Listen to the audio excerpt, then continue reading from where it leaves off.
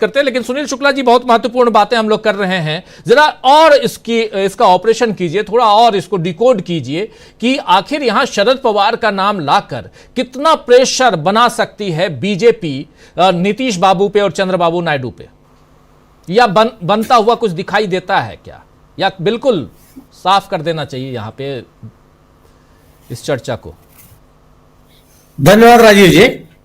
सवाल इस बात का है कि शरद पवार इंडिया गठबंधन में क्यों जाएंगे, उनको क्या हासिल हो जाएगा जी, एनडीए में वो क्यों जाएंगे, उनको क्या मिलेगा, उनकी राजनीतिक ताकत बढ़ जाएगी, उनकी राजनीतिक बार्गेनिंग करने की हैसियत बढ़ जाएगी, वो सरकार बनाने की स्थिति में आ जाएंगे, क्या होगा। भारतीय जनता पार्टी के साथ मिलकर के सरकार बनाने का श्रेय अभी तक शरद पवार जी को रहा। बीजेपी की सरकार का समर्थन भी उन्होंने किया, बीजेपी की सरकार को बचाया था 2014 में उन्होंने, लेकिन बीजेपी के साथ मिलकर के कभी चुनाव लड़ने का शरद पवार के साथ कोई मौका नहीं आया। तो आखिर क्यों वहां चले जाएंगे वो? क्या जिन मतदाताओं को शरद पवार ने तैयार किया है वो मतदाता भारतीय जनता पार्टी को स्वीकार कर लेंगे? जो मतदाता समूह एनसीपी के साथ हमेशा से रहा है वह भारतीय जनता पार्टी के साथ चला जाएगा। शरद पवार कोई एक व्यक्ति तो नहीं है, एक ऐसे नेता है जो एक पार्टी चलाते हैं और अपने दम पर सांसदों और विधायकों को जिताने हराने की ताकत रखते हैं। अगर ये बात कही जा रही है कि वह अपनी बेटी सुप्रिया सुले को अपनी विरासत देना चाहते हैं, तो कौन सी विरासत? सांप्रदायिक राजनीति करने की विरासत या गैर सांप्रदायिक राजनीति करने की विरासत? कौन सी विरासत सौंपेंगे वो जी? और अगर उनकी पार्टी एनडीए के साथ शामिल हो जाती है तो क्या एक अलग नेता के रूप में सुप्रिया सुले की पहचान बची रह जाएगी? मिलेगा क्या? सवाल इस बात का, ये केवल और केवल जो पंकज जी ने जो बात कही, यह केवल और केवल मुख्य बिंदुओं से ध्यान हटाने की कोशिश है भारतीय जनता पार्टी की। आप महाराष्ट्र में बातें मत कीजिए कि एकनाथ शिंदे नाराज है या खुश है। आप ये बात मत कीजिए कि एकनाथ शिंदे की नाराजगी किस सीमा तक है, वह किस सीमा तक जा सकते हैं। उनको अपने विधायकों को दिए गए मंत्रिमंडल में जो हिस्सेदारी है उसको लेकर किस तरह की नाराजगी है, जो महायुति है उसमें किस तरह का संकट है, क्यों जाएंगे वो? और भारतीय जनता पार्टी एकनाथ शिंदे से अलग होने का साहस नहीं कर सकती। आज भी जो उसको सफलता मिली है उसमें एकनाथ शिंदे के योगदान से इनकार नहीं कर सकते। महाराष्ट्र में अकेले बूते में भारतीय जनता पार्टी कब राजनीति कर पाई है, और जब उसने अकेले अलग बढ़ने की कोशिश की उसको उस तरह का जन समर्थन नहीं मिला। इसीलिए उसकी निर्भरता है एकनाथ शिंदे पर, और पहले उसकी निर्भरता थी बाला साहब ठाकरे के ऊपर। तो आखिर ये क्यों जाएंगे? मतलब बात सवाल ये होगी ना। तो ये बात ही केवल इसीलिए फैलाई जा रही है कि आप चर्चा करते रहिए और मुख्य बिंदुओं पे बात न कीजिए आप जी। दूसरी चीज है कि नीतीश कुमार के सामने सवाल उनके सांसदों का नहीं है। आप याद कीजिए कि बड़ी पार्टी थी बाला साहब ठाकरे की। हम सभी लोग मानते थे कि बाला साहब ठाकरे की पार्टी में सिर लगाना बड़ा मुश्किल है। लगभग सबके सब सांसद विधायक टूट के चले गए, लेकिन तब बावजूद इसके उद्धव ठाकरे नहीं गए। आज नीतीश कुमार की स्थिति वह है कि नीतीश कुमार के इर्द गिर्द जितने लोग हैं, चाहे वो ललन सिंह जी हो, चाहे हरबंस जी हो, चाहे संजय झा साहब हो, ये सब प्रो बीजेपी हैं, बीजेपी के समर्थक हैं। पिछले लोकसभा चुनाव के दौरान जब ये इंडिया दल समूह से अलग हुए तब इनके ऊपर क्या कहा गया था कि पार्टी के भीतर दबाव है कि बीजेपी के साथ मिलकर के चुनाव लड़ा जाए। तो पार्टी के भीतर वाले कौन लोग हैं जो दबाव डाल रहे थे? यही लोग हैं ना। लेकिन सवाल यह, भारतीय जनता पार्टी को इनके सांसदों की जरूरत सरकार बनाने के लिए तो जरूर हो सकती है, सरकार चलाने के लिए जरूर हो सकती है।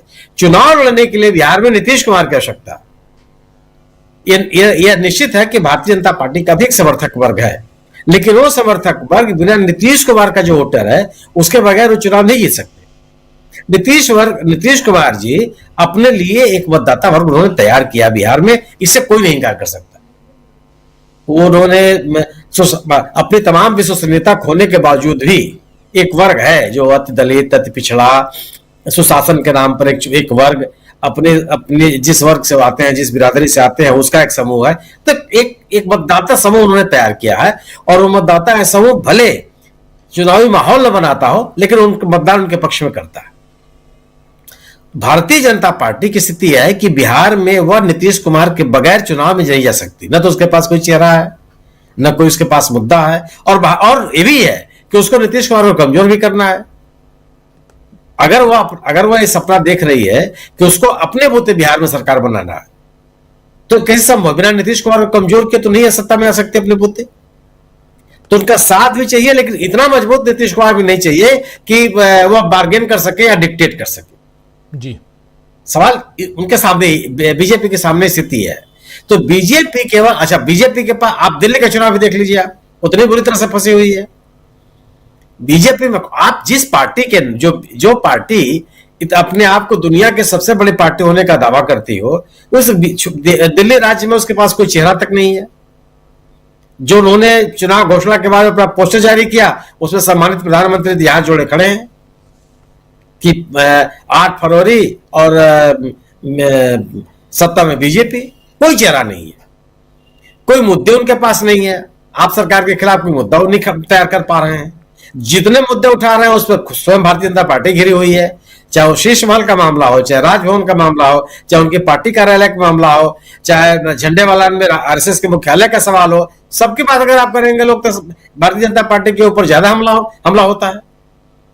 तो अगर आप इतनी बड़ी पार्टी होने के बावजूद 3 बार से जीत रही पार्टी के खिलाफ अगर कोई आपके पास एजेंडा नहीं सेट हो पा रहा है, तो आपके राजनीतिक बैंकरप्सी क्या है, ये साफ साफ स्पष्ट हो जाती है। तो ये चाहे नीतीश कुमार का मसला उछला हो, चाहे शरद पवार जी की बात कही जाए, यह भारतीय जनता पार्टी केवल उन मुद्दों से हटाने की कोशिश कर रही है। और आज की तारीख में निश्चित रूप से मैं सरकार पे कोई चुनौती नहीं मानता, क्योंकि अगर नीतीश कुमार अलग भी होते हैं तो इस बात का मुझे पूरा अंदेशा है कि पूरी की पूरी जनता दल यूनाइटेड बीजेपी के साथ जाएगी। वो सांसद नहीं हटने वाले हैं, सबको सत्ता चाहिए और कोई चुनाव लड़ने की स्थिति में आता नहीं है। वो सब के सब चले जाएंगे। सरकार के ऊपर कोई खतरा नहीं मानता, लेकिन राजनीतिक विमर्श जरूर खराब होगा बीजेपी का। और दिल्ली और बिहार दोनों चुनाव पर इसका असर पड़ेगा जी।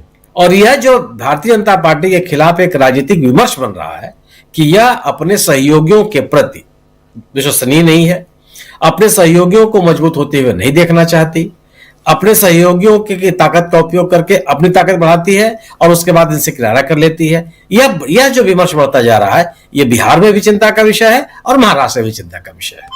जी जी, बिल्कुल बिल्कुल, आप सही कह रहे हैं कि ये दोनों जगह चिंता का विषय तो है ही। जरा बिहार आना चाहता हूं और हेमंत कुमार जी हमारे साथ जुड़े हुए हैं सीधे बिहार से। जरा आपसे समझूं कि क्या जो महाराष्ट्र में चल रहा है